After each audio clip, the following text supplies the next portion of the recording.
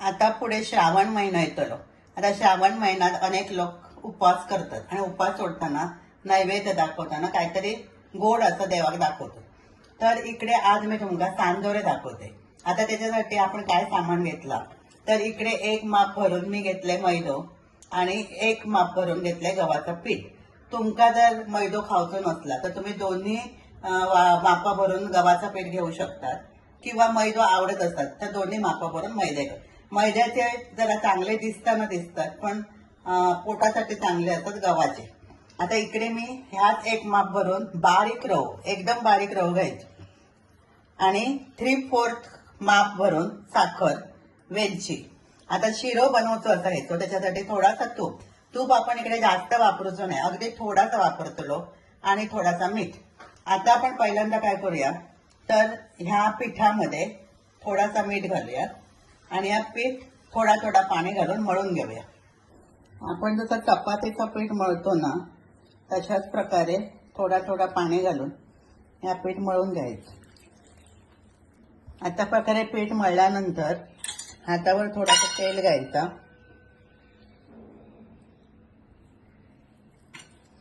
आणि चांगली कणिक तिंबून घ्यायची.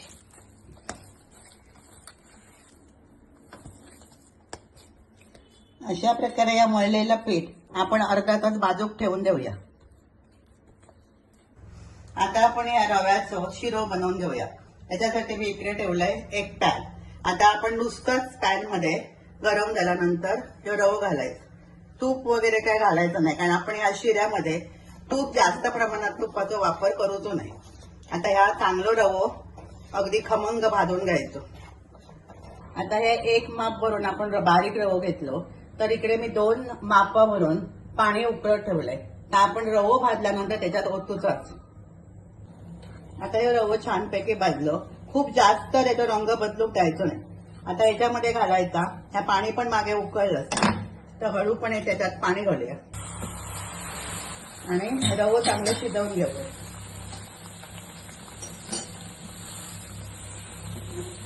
आता याच्यामध्ये घालायची ही साखर.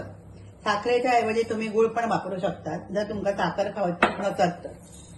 गुळाचं पण शिरो चांगलं लागतं. आता ही साखर विरघळेपर्यंत आपण एका झाकून ठेवूया. आता हे शिरो पूर्णपणे शिजलो. आता आपण त्याच्यात घालूया वेलची आणि इकडे मी तूप घेतलंय, त्या 2 चमचे तूप घालूया. तूप जास्त नाही घालायचं, तर छोटे 2 चमचे घालूया आणि नीटपणे एवढं ढवळून घेऊया. याच्यामध्ये एक पण गुठली रवता कामा नये आणि मग तो थंड करत ठेवूया. आता मी आता पीठ मळून ठेवलेला तर चांगला तिंबून घेतले, थोडासा हातात तेल लाव आणि अशा प्रकारे एवढे त्याचे गोळे करून घेतले. हे बघा, इकडे लावण्यासाठी पीठ घेतलंय आणि हा शिरो जो आपण केलेला होता तो चांगलं मळून घ्यायचो. त्याच्यामध्ये एक पण गुठली रवता कामा नये आणि मळून झालो की त्या गोळ्यांच्या आकाराचे असे हे करायचे. आणि आता आपण ते सांजोरे बनवून घेऊया. आता आपण एक गोळी घेऊया, त्या पिठामध्ये बुडवूया आणि लाटून घेऊया. त्याच्यामध्ये हे शिरो घालायचं.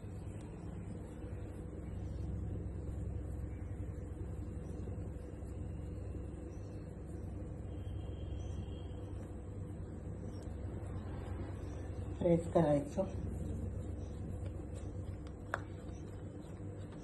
आणि असं करून घ्यायचं म्हणजे सगळीकडे शिरो पसरतो व्यवस्थित. आणि मग पिठात बुडवायचं आणि ही सांजोरे लाटून घ्यायची. अशा प्रकारे मी सांजोरे लाटून घेतलंय. आता इकडे मी गॅसवर ठेवलंय तो तवो आता तापलो. आता आपण ही सांजोरे त्याच्यावरती टाकू आणि ती भाजेपर्यंत आपण दुसरे लाटून घेऊया. ते परतूया आणि आपण त्याच्यात तूप लावायचं आणि दुसऱ्यामधून चांगले भाजून घ्यायचे.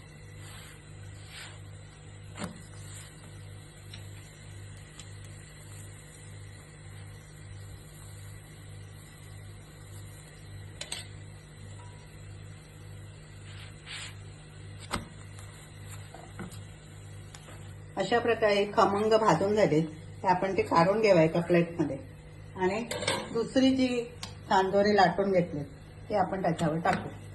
अशा प्रकारे खरपूस भाजून घ्यायची. आता आपण बाकीचे पण सगळे सांजोरे असतात ते अशा प्रकारे तयार करून घेऊया. आता ही टम्म फुगले एकदम बघा. सगळीकडून सामान लाटल्यामुळे सगळीकडून छानपैकी झाले आणि ते आता आपण थोडे परतून घेऊया आणि दुसऱ्या बाजून पण तूप लावून घेऊया. अशा प्रकारे हे सांजोरे मी सगळे तयार करून घेतले. आता मी सांगितलेल्या साहित्यामध्ये हे मोठ्या आकाराचे 15 सांजोरे होतात. आता तुमका जर लहान आकार हवं होतं तर त्याप्रमाणे तुम्ही करू शकता. आता हे सांजोरे बघा अशी लुसलुशीत झाले एकदम. इकडून उघडून बघूया आपण. हे बघा अशा प्रकारे टम्म फुगल्यामुळे आतून शिरो पण चांगल्या प्रकारे भाजलो गेलो. तर असे हे सांजोरे बनवा. आता श्रावण महिन्यात बरेच गोड पदार्थ केले जातात. त्याच्या आधी सांजोरी करा आणि ही रेसिपी आवडली असेल तर लाईक करा, शेअर करा, सबस्क्राईब करा.